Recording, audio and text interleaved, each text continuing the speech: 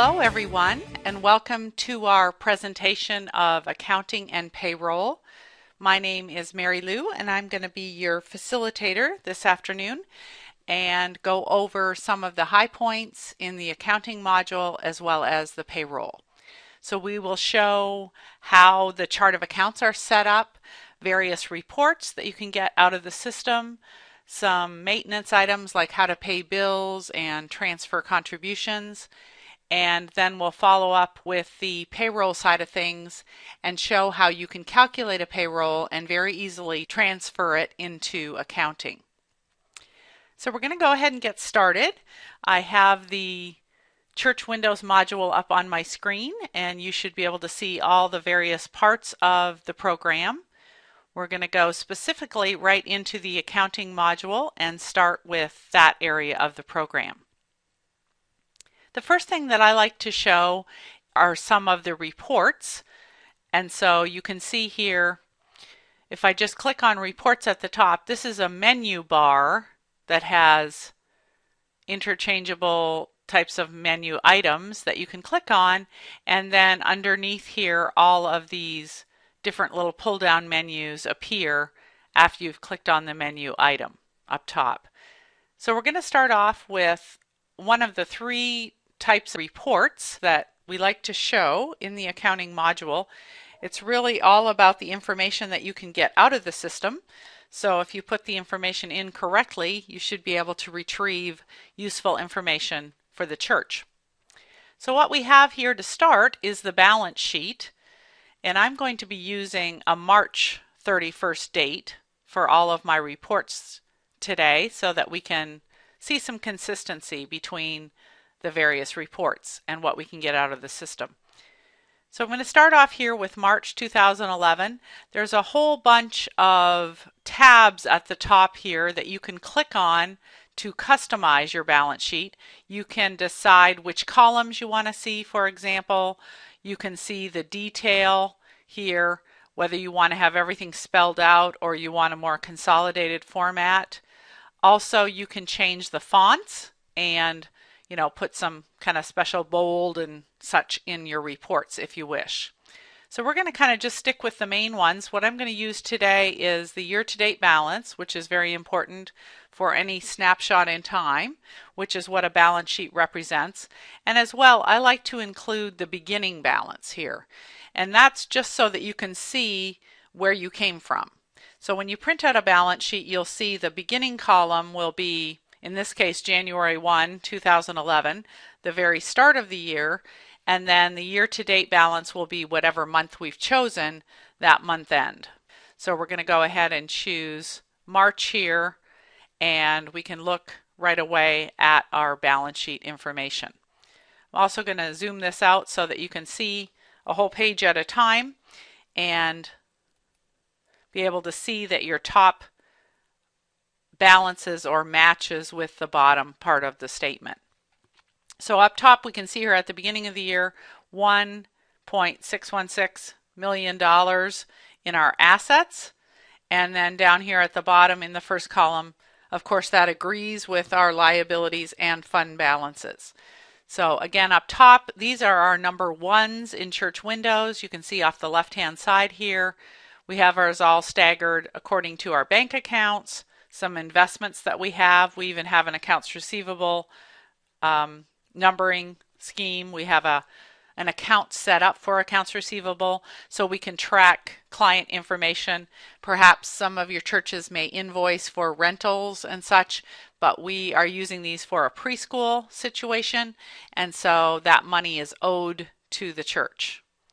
Then down below here in the ones we have fixed assets, which are your permanent land and buildings, furniture and fixtures, those types of things. If we scroll down into the liability area, these start with the number 2. You do have the option of not using account numbers on your chart of accounts.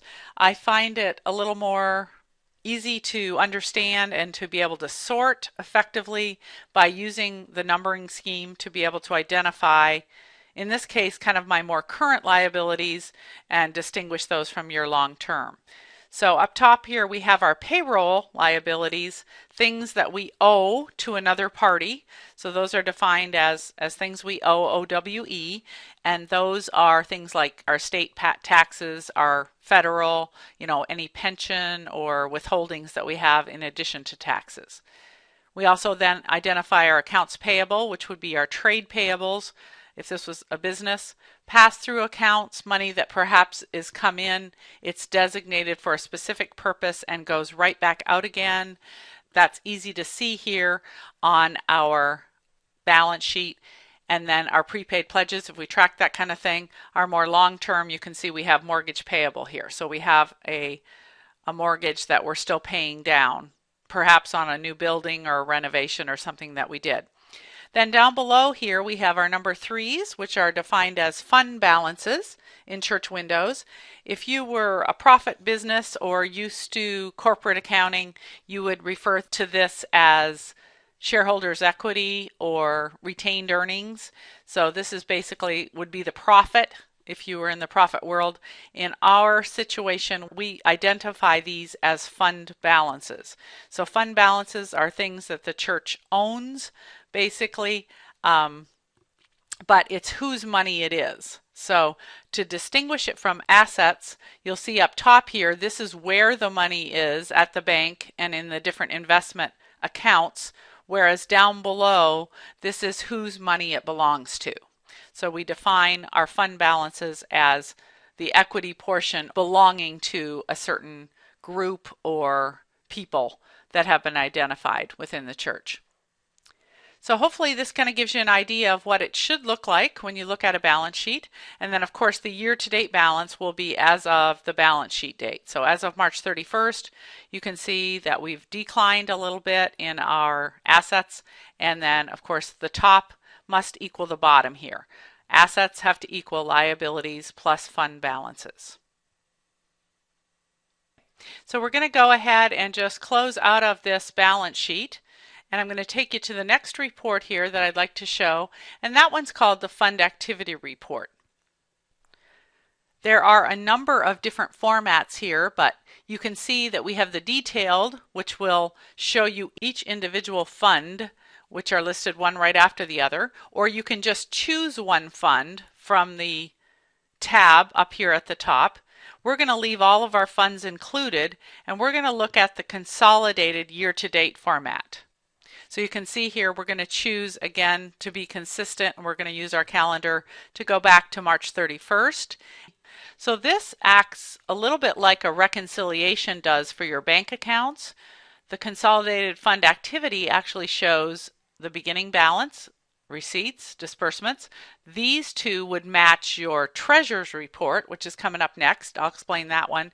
And then any transfers between the funds are identified here as well to get you to that ending balance that would be on your balance sheet. So if we would have taken a look at that general fund, we would have seen that at the beginning of the year it started with the $6,400 and then it decreased to $3,300.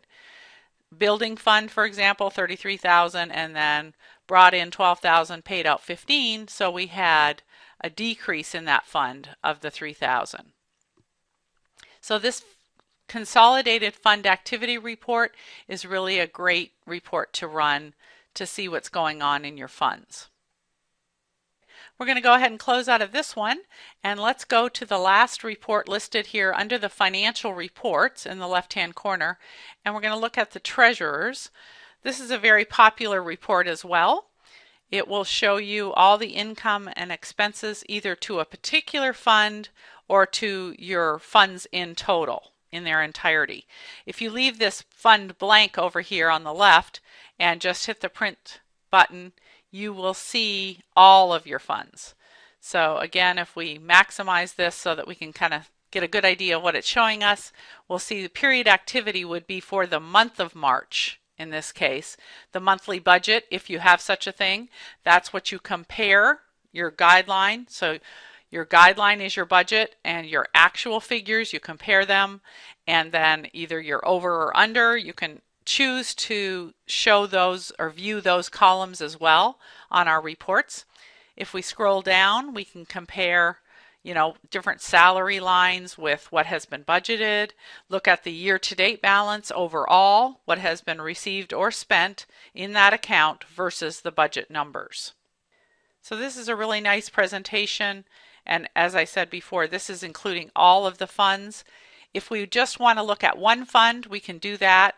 We can just identify that here, select that fund from our list, and hit the print button, and we should be able to see just the activity for the general fund. So here you can do a real live comparison between the budget that was entered into the system compared to what has been received and spent overall. I'm just kind of scrolling down here so you can kind of get an overall picture. You'll notice that our reports have some kind of dressing up. We have subtotals that have been entered. Anybody who is used to looking at financial statements will probably agree that it's a lot easier to designate or kind of segregate your expense accounts into manageable categories so that it's a little bit more meaningful to you. In our reporting, we have the availability of a header, so you can see here utilities, for example, and then all the different expense line items are listed underneath, and then the total utilities. It makes it a lot easier to compare apples with apples, and you can kind of see what's going on in your activity for the month or for the year-to-date balances. So I think it's important here to see what is going to be the result of all of your hard work here in accounting. We want to be able to bring information out and give it to the responsible parties, either your vestry, council, board of directors, whatever you call your governing body, and that they can make sense out of what's going on as far as financially in the church office.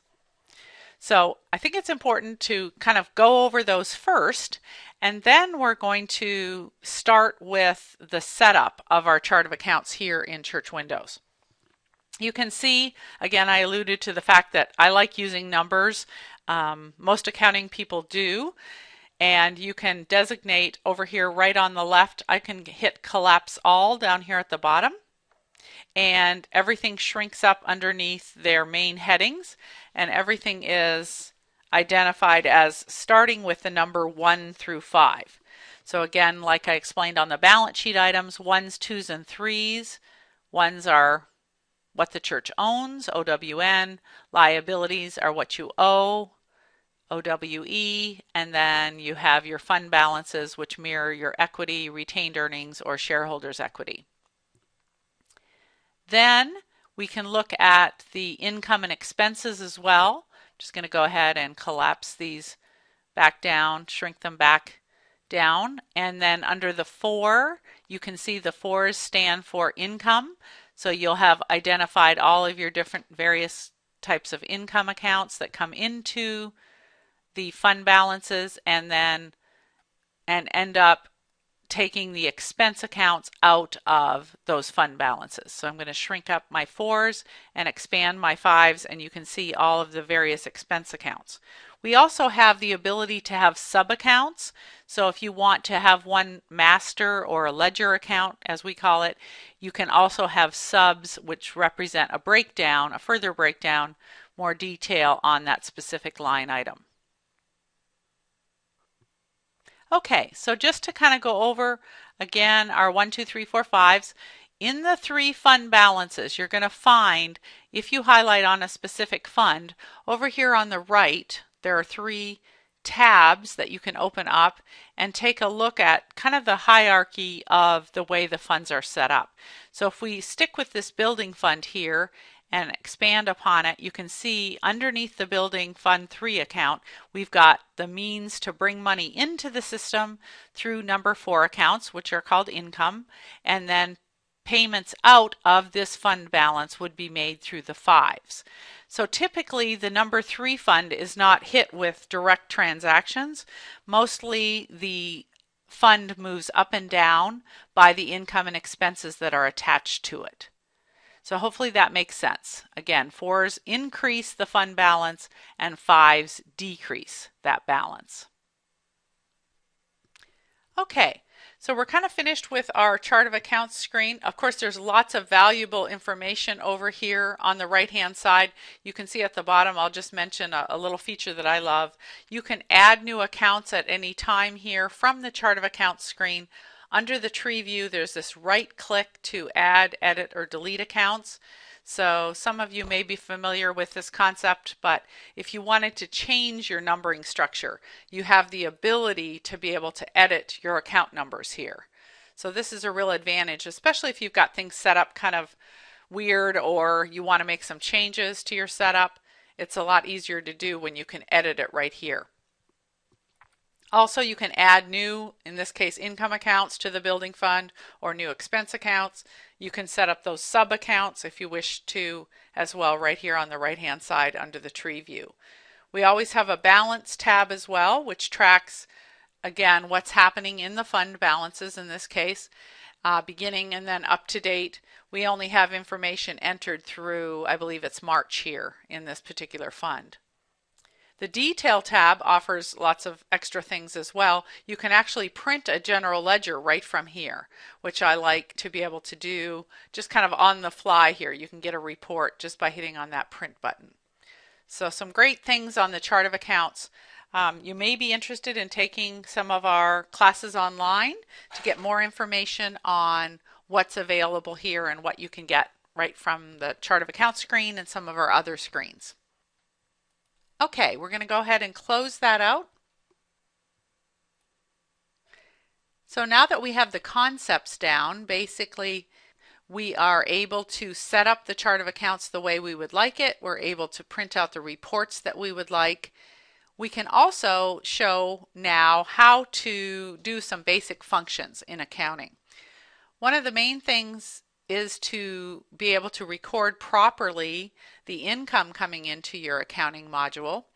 And typically that's done through one of our transactions. Again, I'm going to click up top here and you can see this transfer contributions. If you own the other modules in Church Windows, you may own the contribution module, which allows you to transfer money from that giving module over here to the accounting. So what I have here is an outstanding date that hasn't been transferred yet. So I'm just going to click right up top here on the transfer contributions. That's how I got here. And you'll see that I have a date. Once I click on that, it'll bring in the contribution module, it showed me which were all the accounts that were given to. So you can see building, pledge, general, missions, etc. And then over here on the right is the income account and the bank account that are being hit when you transfer or when you post this particular transaction. So all of these in this case are number 4s, which you'll remember are the income. So that will increase our fund balances, whichever funds these particular incomes are tied to. Those funds will increase, and as well our bank accounts will go up. So as we put a deposit in the bank, this is explaining or identifying the detail for that deposit and showing you where it belongs, or again, whose money it is once it gets transferred into accounting. It's a really easy thing to do.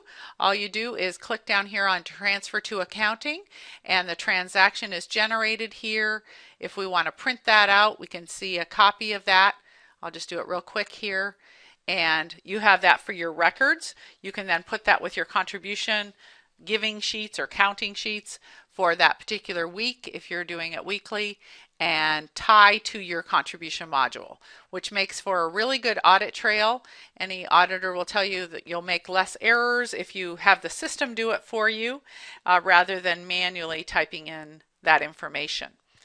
This is the link screen right here, which shows when the money is given over here on the left to the various contribution accounts. Then on the right, that is posted into these accounts here on the right. Typically income, some of them may be pass-throughs. We talked a little bit about that on the balance sheet, and then going usually into the same bank account, although some people want it to transfer to different bank accounts if you make up different deposit slips for different accounts that you have. So this is pretty easy to do. You can just click on that transfer and the money comes into the accounting module. For extra type of money that you're going to receive, you can use the Enter Income screen here, and this would be typical for perhaps rental money that you might collect, and that might not be as frequent as your regular giving from contributions, but you can enter these at any time. So to do that, you can simply identify your bank account and then put any comments you need in here. I do want to show you this little feature called recurring transactions. This is kind of a great way to quickly access a typical type of rental that perhaps you get every month. And so we're just going to click on this one here, church building rental. Highlight on that line. This is a recurring transaction that we've previously set up. All we have to do is highlight it here and then hit the paste button, and that'll move it right down here on our Enter Income screen. So it is possible to have recurring transactions set up. Also, this button right here is really important. It's called Show Running Balance, and I like to show that just to verify that the transaction that you're about to do and about to post is correct. A lot of people using our program are perhaps not coming from financial backgrounds, and so they have a little bit of trouble with the debits and credits, and so this system really handles that all very nicely for you. You can start off here with your beginning balance and then what the transaction effect is going to do to that account. In this case, increase it, and so both your bank is going up and your rental income is going up as well. So this show running balance, that's just a little hint from me. Definitely click on there and see what's going to happen before you hit the post button down below. If you have something stuck up top here, you can just hit clear transaction and that'll wipe everything out up top. You can start over again. If you want to edit down below, you can see that we have an edit button and you can move it back up top and you can make any changes you want. Perhaps it's a different party that's been renting, so you can make the comments be different in this case. Or just done add to batch and it pops back down below. So this is really easy to do as well. We can just hit the post button and then we can either choose to print that or not. I'm going to decide not to print that one in this case. Close out of the Enter Income screen. Once I close out of the Enter Income screen, then I can come back in here and we can proceed with the next type of activity or transactions that we want to do, and those would be entering and paying bills. So let's go into that area. Right here in the center of your screen you can see some shortcut icons, and I like these: enter bills and pay bills. And as soon as we click on that, you'll notice it brings up the date occurred as today's date, so it always defaults to today, and you're free to change that if you want to enter it in for a different date. You're certainly welcome to. There's an invoice number and a due date. These do not need to be filled in necessarily. So if you want to keep track of your invoice numbers, etc., you can fill that information in. When you're ready to pay your vendors or enter your invoices in, you can just start entering the name of the vendor or payee. In this case, it's called Big City Utilities. So we just start typing that name and then we can select on it. We can add any comments we need here, and then we designate the expense account that this is going to come out of. As you can see here, I start typing electric and I get my electric account.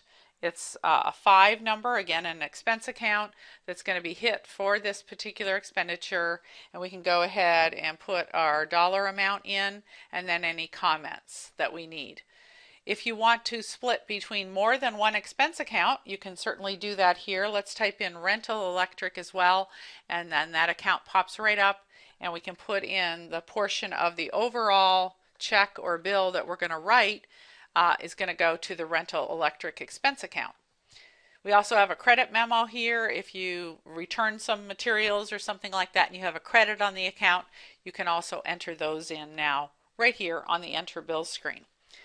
So we proceed through and we just hit Done Add to Batch just like all the rest, and your cursor is back up here waiting for you to enter in the next vendor or payee. So it kind of cycles around and is waiting for you to enter in those next expenses. Of course, like we talked about on the enter income screen, there is a recurring transaction here. So if you have typical bills that you pay every month, perhaps a telephone bill or something like that that stays the same amount, you can just highlight on that and hit the paste, and again it pops down here in the bottom part of your screen. If you want to edit any part of it, let's say that your bill went up a little bit, you can then hit the edit button and tailor that amount to be exactly what you need to pay. So I'll just tab through that, done add to batch, and again it pops down here in the bottom. Couple of different choices down here at the bottom part of the enter bill screen. You can see in the bottom right hand corner we've got print. Of course you can print this. This would be unposted. So this is, it says right here, unposted bills batch. This has not hit the system yet. So really when you're printing an unposted, it's not really very permanent, I guess I'll say. And so you'd want to make sure that you posted it before you're relying on it to be in your books. Save batch, this is only necessary if you're going to leave this screen and come back to it. So if I want to leave and then go to lunch and come back and enter some more bills in, I could do that and I would hit the save batch. If you're just going to keep on rolling here, you don't need to hit save batch. So we have two choices, post and pay these bills. If you're the type of church that's basically on the cash basis of accounting, and every time you enter your bills, you pay them immediately, this is the choice that you want to use right here, post and pay. This post is just for entering your bills and then come back at a later time and pay them. So let's use this example today, the post and pay, and it's just a little bit quicker, and this takes me right to the pay bills screen, and you'll see that both of my bills are entered into the system with all the defaults already set up. So you can set up your main checking account if you pay out of one account all the time. You can also set up your computer checks as your default payment method. So typically what happens is everything that you entered as a bill gets paid right now. So you can see the little pay now, $650. If I highlight on the Ameritech line, I've got an old outstanding bill in here that, oops, I've forgotten about. So if I want to pay that as well, I can just put the check mark in and you'll notice the amount changes to include both of those invoices for the telephone. If I only want to pay one of them, again, just uncheck it and it goes back to the $130 that I entered in for the telephone bill. So both of those are possible. I'm just going to go ahead and say I'm just going to pay the $130 and I'm going to go ahead and post this. There's also some very useful information here on the quick pay. So what you can do is come into this area and see if you still need to pay some vendors that may have money in them. So in the cases of payroll taxes are a good example, or those pass-through accounts, you want to pay some money out, you can come right into here and select your vendors with a balance and fill those payments in. So let's go ahead and post this. We're just choosing these two bills to pay today, and it generates the transactions for those. We always have the option of printing. When we're finished with that, we just simply close out, and now we have done these two steps right here. We've gone to the enter bills and then immediately over to the pay bills. The only thing left here is print checks. So I can click on this last button on the bottom right hand corner of our main page, and you'll see puts in today's date as the check date. You can change that if you need to. These are all the checks that were issued out of our main checking account. You'll notice we had this one in here before, just as an example to show people. So these are the two that we just did now. And we're going to want to enter our check number in, our starting check number. So just take those out of the drawer or safe or wherever they are and hit tab on your keyboard, hit print, and your check should come up. Kind of blow that up a little bit. It's got two stubs, top and bottom. In this case, the check is in the middle. And on the bottom stub, you can see that there's a lot of detail on what are the different expense accounts that got hit when you paid this particular check. So Big City Utilities, you'll remember, was split between the electric expense and the rental. So all that information can be contained on your check stubs. Also, right here you'll see a check designer. So if some of you have a different style of check with the check on the top, you can choose that as well. And you can design your checks and add additional things to your check stubs, etc. Okay, so we're going to go ahead and cancel out of our print checks. And we have done all 4 of these right here. Plus we've done the manage accounts. We've done reports, but we use the report up top here and pulled down the individual menus for those. You'll notice as well we have budgets. So as typical for many churches, they want to record kind of a guideline or a standard, which they will measure, how well they're doing based on income coming in, contributions being given, etc., and then versus the expenses that you pay out. So budgets are just on your 4s and 5s or on your income and expense accounts here in Church Windows. And again, they can be budgeted different ways.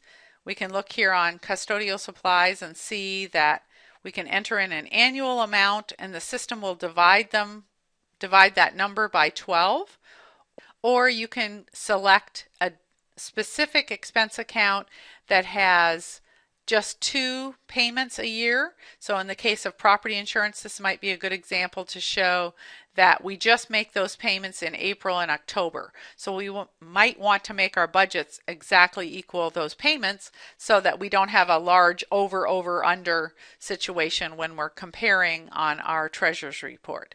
So you can enter quarterly, annually, or monthly here on our budget figures. Another really important item here is our bank reconciliation.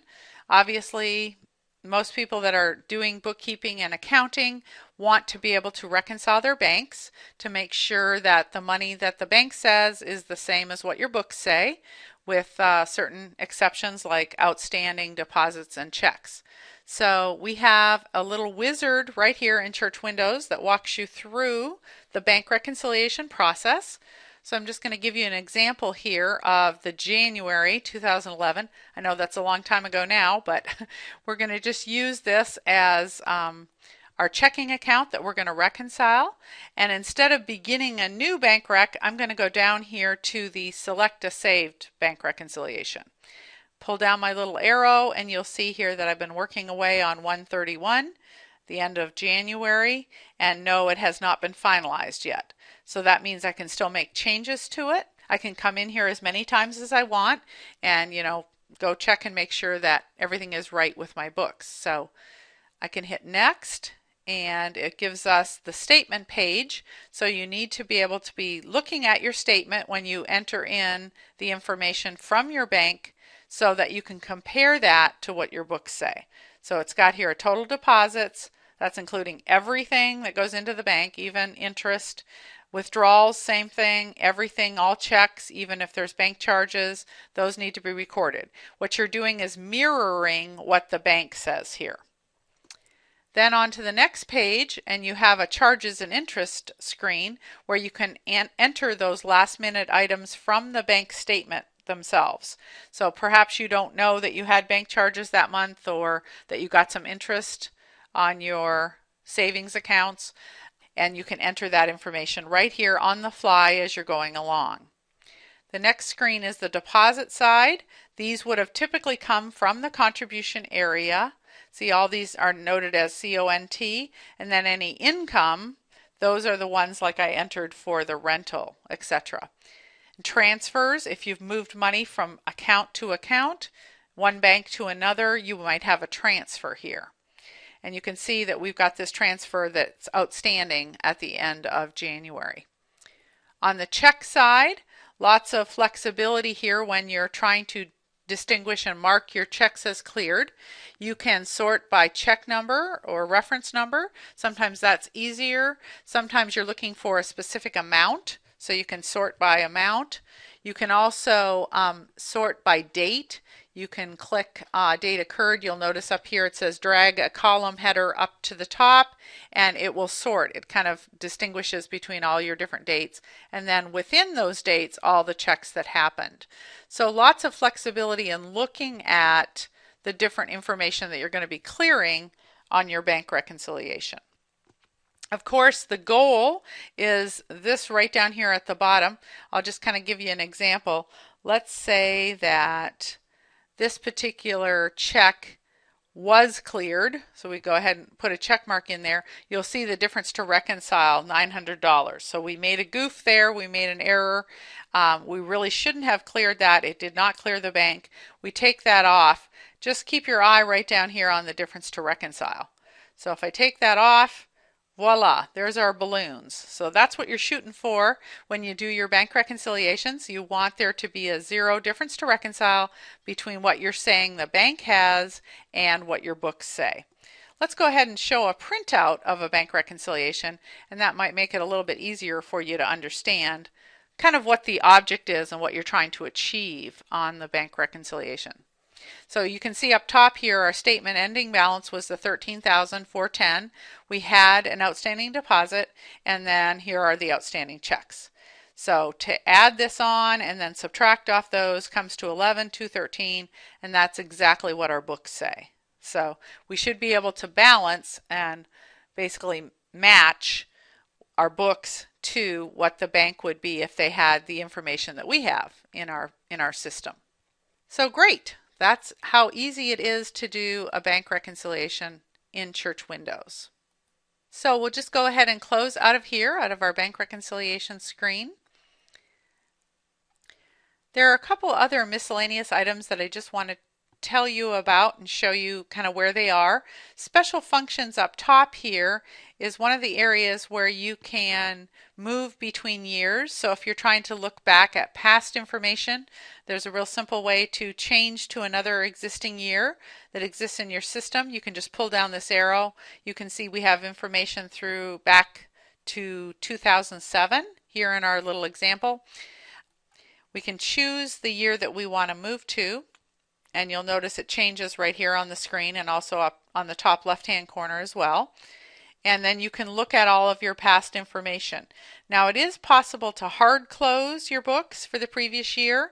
I just want to mention that although we support that, definitely, closing your books at some point, don't do that too early, because we have customers calling in on tech support and they have perhaps closed out the year when they really didn't mean to because they need to get back into it. So remember not to do that if you're not 100% sure, perhaps you haven't had an audit done or really any verification of the prior years. There are some other administrative type information up top here. The link contributions, this takes us right to that linking page that we talked about before when we were in the transfer screen. Also the settings beside it, if you want to default your bank accounts and your default pay method, if you always use computerized checks, for example, you might want to set that up in the settings area. Change account number structure. You're not locked into your number of digits here on your accounting package. So if you have a way too long of an account number, you might want to abbreviate that. I know we've talked to some customers that perhaps somebody else set it up a long time ago and they thought they were going to need 12-digit numbers and they don't. So you can go ahead and change your account number structure or even change your account numbers if you need to. So perhaps you've expanded and added some new ministries and you want to be able to edit that structure. You can certainly do that. If you're coming from another system, we've got prior system checks, a place to enter those outstanding checks that were not actually recorded in Church Windows.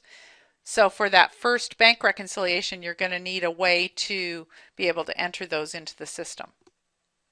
Okay, just a couple more things that I want to show, especially on the reports. There are some really cool options that you can use to designing your reports or printing them out. Let's take a look at one of the worksheets that I like to recommend, and that is the summary of cash activity.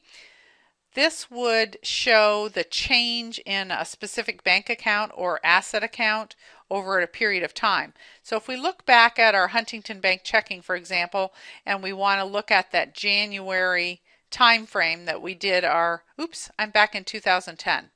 Let me move back into the current year because I was showing you that on the special functions. See right here, I'm in 2010.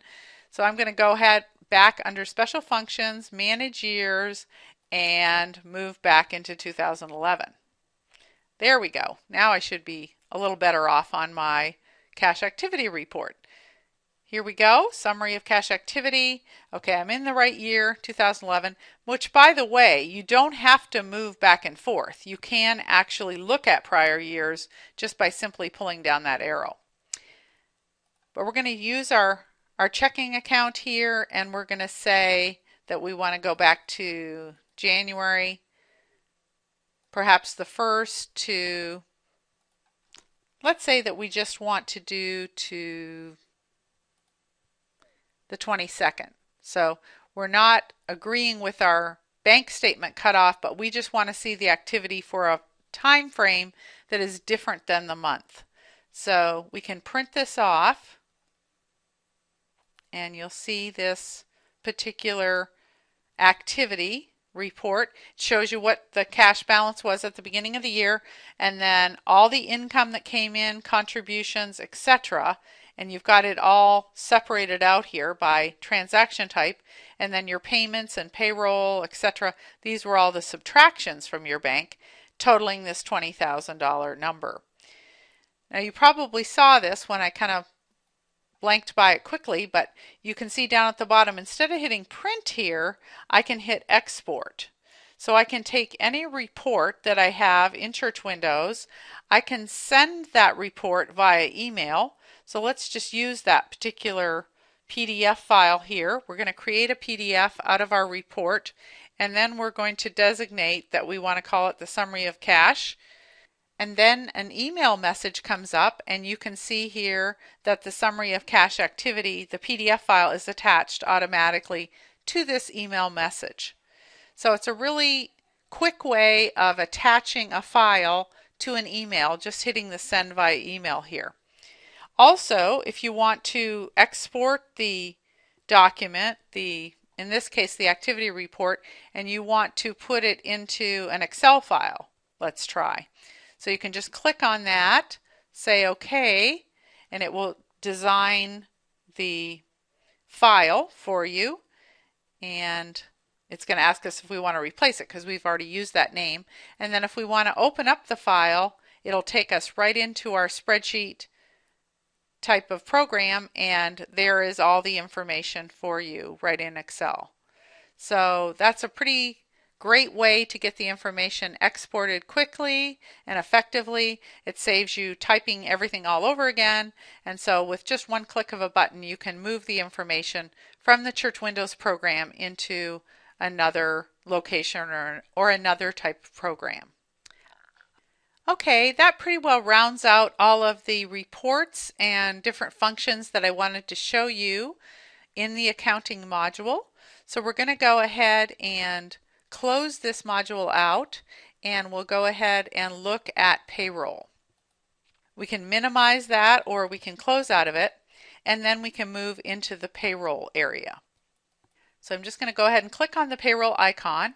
You'll notice that it is a separate program, but it attaches up to the accounting module via the system administration screen. So right here on the main screen of Church Windows, one time you need to draw the path or make the path from payroll into accounting. So you'll see here on the system profile we have the enable transfer to Church Windows, and you make sure your path is set up correctly depending on whether you have a network Church Windows or just a standalone version of the program, and then everything will transfer over automatically into accounting. Okay, so from the main screen of payroll here, you'll see that it looks very similar to the Church Windows program in that we have different button items here, menu items. Data setup is going to be where you're going to start. The employee file contains all the information about each employee, with kind of one of the most unique features being the minister checkbox here on the main screen of the employee file. When you select someone as a minister, that automatically keeps the FICA and Medicare from withholding from somebody's pay. So that's a really great way of not having to worry about doing the church match, and that way no FICA and Medicare is withheld from the minister's payroll. All of the different tabs down here along the bottom you'll see contain the different properties that relate to each one of these areas. Federal, for example, you can use the tax tables that are included with the program, which are updated annually for our federal, and at least that often, sometimes semi-annually and more than that, when the state taxes change. So we keep you up to date with the payroll tax information. We also have two areas that I kind of want to talk about here: deductions and allowances. Deductions are defined as extra things that are subtracted from an employee's pay. If I just go ahead and click out of here, out of the data setup for employees, and go down to the deductions file, you'll see some examples of what I'm talking about. Perhaps people are having a pension withheld. So this is set up here as a 403B pension plan that perhaps a minister or administrator would want to have taken out of their regular salary. And you are able to define here the tax attributes that pertain to that particular item. So you can see 403B pension, it may be taxable for Social Security and Medicare, but not for federal and state. And again, we're not recommending a certain tax strategy here. It's up to you to define exactly what you want withheld and whether it's taxable or not. We don't give tax advice, but we do help you set that up. So we want to make sure that everything is correct here. Same thing with the allowances. Allowances are additions to pay, so extra compensation. The most common one is the housing allowance, that a lot of ministers have that particular item, that allowance added to their salary. So that can all be set up here in our payroll program. Over here under the payroll button, we can very easily go ahead and calculate a payroll, and let's just go ahead and do that and show you how it is calculated, how the checks print out, and how the information is then transferred over to accounting. So we'll just go ahead and click on the calculate payroll button. We'll just leave today's date in here. Now obviously this could be different. We could say our pay date or settlement date is 8/15 next Monday, but our pay period ends on the 10th. So you can either leave those as the same day or make them be, whatever you have at your situation at your church. Again, here on Calculate Payroll 2, you can just let it go and do all the payroll for everyone, or you can specifically identify those employees that you want to pay with this calculation. So we're going to go ahead and clear all, and I'm going to give you two examples today: Minister Larry and Jimmy, who is an hourly employee. So we can see here, we can just click next, and we're on to the Calculate Payroll 3 screen. All of this information should typically be correct. Larry, as a minister, under his pay hours and rates, you can see this is his regular salary. He also has some deductions coming off for pension and dental, health insurance, things like that. And then as well, he does get the housing allowance and perhaps an automobile allowance. Jimmy, who's a regular employee, he gets paid hourly, so this is where you would enter in his hours for the pay period. Let's go ahead and make that 50, so you can edit those right as you're going along here, and then just hit next. It'll take you to the Calculate Payroll 4 screen. This is where you can look at your calculations and make any adjustments that you need. I always recommend hitting that little Browse Payments button at the bottom of Payroll 4 and just taking a look. At least check out the net pay to make sure that it looks reasonable. Sometimes people make mistakes and they go right ahead and print the checks and transfer it, and then they realize afterward that they moved one decimal over or something like that and gave $10,000 instead of $1,000. So this is a really good check on yourself just to make sure that everything looks reasonable. Plus, the other thing about the screen is you can actually edit as you go. So this would not be the norm, but if you had something set as the default and there was an exception to it, let's say that Larry didn't want to pay state tax this time, so you want to go ahead and edit that out, you can just move that, hit delete, or put a 0 in there, and then now you'll notice his net pay went up by that dollar amount. So you can make edits here right as you're going along. So let's pretend that everything's good with this. We'll hit apply and OK to get out. Then we'll move on to the last step. I jumped over top of the printing of all the reports because I can do that after the payroll has been posted. So this is the Calculate Payroll 6 screen that shows your settlement date or your pay date. So in other words, this would be for next Monday, the 8/15 date. Yes, we want to post it to payroll. We want to create our EFT files. This is good information for those of you wishing to do direct deposits. Our payroll is capable of creating the ACH file, and then you can transmit that to your bank and have direct deposits done for your employees. For this example today, I'm just going to uncheck that Create EFT, print the hard copy of the check, as well as transfer to accounting. So let that go and just hit Finish down here on the right. It gives us the message that the payroll has been posted successfully. We close out of there or just say OK, and it jumps right to the Print Check screen. This looks a little bit similar to accounting. We go ahead and type in our check numbers and hit Tab on our keyboard, and there you can see both checks showing up. Just hit Next, and it gives you a print preview of the checks. I'm just going to move this up a little bit and see if I can expand that. These pay stubs are really helpful and handy to see what's happening before there's any real surprise on what's going on. So let me just hit Tab there and make that a little bit bigger. That's 150%. Okay, I think you can see that okay. So these stubs are really detailed. They give you the year-to-date information, and so that, again, there should be no surprises come year-end for any of your employees. They should know exactly how much has been withheld, and as far as automobile allowances and housing allowances and other deductions like pension, whether they're taxable or not, you can get all that ironed out before it comes tax time and there's a crunch on getting your W-2s out, etc. So this is really helpful. Be able to take a look at all the information as you're going along. No, I don't want to cancel, so let me just hit pretend like I'm going to print here, and then after I print my checks, this is how your screen should be. It should be highlighted with the checks printed, and down at the bottom, yes, the highlighted checks printed correctly. Now if there's any problem, go ahead and say no, that they didn't print correctly, but we're going to assume that they're correct and hit Finish.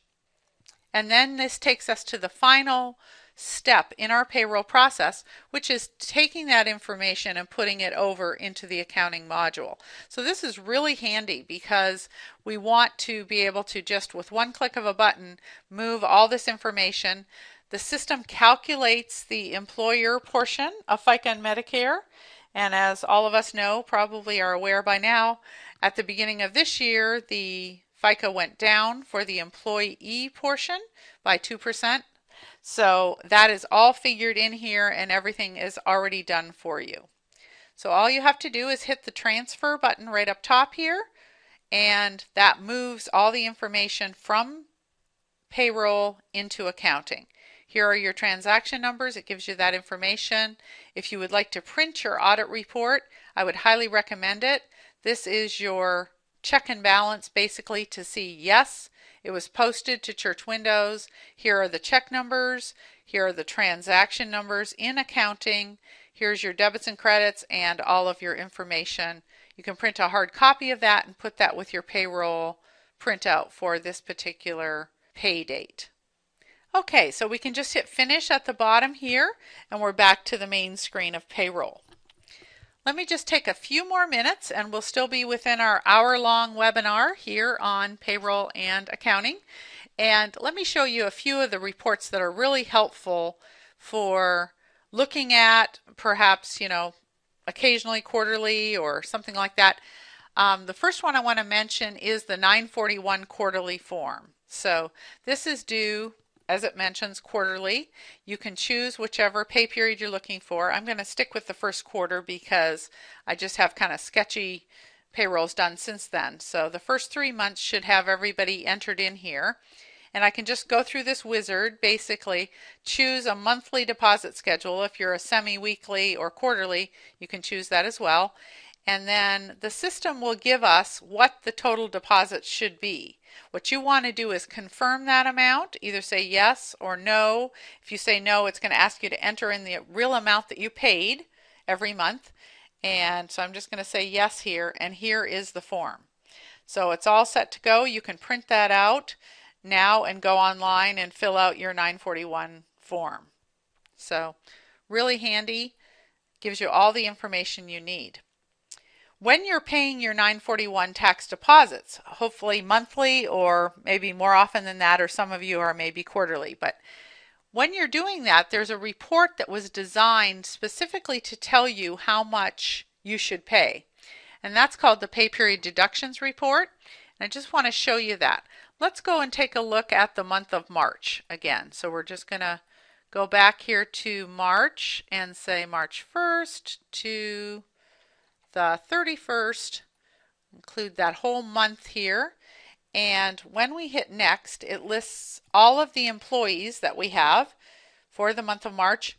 And then down below, I can make that a little bigger, and you should be able to see here, 941 deposit. This is a total of the Social Security with the employer portion added. Here's the Medicare, and then that is as well computed for the employer portion, added together. And then this is the deduction, or withholding, I should say, from federal, for federal tax. Those three numbers add to the 941 deposit. So you've got a really nice clean record of how that was calculated, and you can verify that. Then when you go back over into accounting, you'll see the place to enter that amount of money in. That's on the pay bill screen, and you pay it right out of the withholding account. The other thing that we want to show here are the W-2s. So under tax reports, you can see here W-2 forms. You can do this at any point during the year, so you might not want to wait until December, especially if you have some adjustments to do or something like that. You want to make sure that everything is correct before you go ahead and print these. This is the informative copy, and we're just going to go zoom right to the last page here and show you what a W-2 looks like. So here's our Minister Larry. We talked about him before when we calculated. Here's his wages. He doesn't pay into Social Security and Medicare. Down here in box 14, you can see the automobile and the housing allowance, any state tax withheld, etc. So all the W-2s just come out perfectly, and we're really, with very little effort on our part, we can get all the information and all the forms out that we need. Also, you can see here under our tax reports, we have the W-3, the transmittal forms, the 1099s, 1096s, even correction type forms we have here, and the Social Security Administration website. So really some great features here within the payroll program. I think one of the things I like the best is just that continuity between payroll and accounting. There's nothing extra that you have to calculate. You can just let the system do all the hard work here and then have that information transferred over to accounting. Okay, so that concludes our presentation of payroll and accounting. Just like we do with the live webinars, I'd like to cut this off at an hour so as to not take up a large amount of your time. And hopefully you found the presentation helpful today, and it's something that you will be able to use in deciding whether you would like to purchase Church Windows, or if you're a current customer of ours, you will also feel more comfortable using both the payroll and the accounting modules. So have a great day. Thanks for joining us.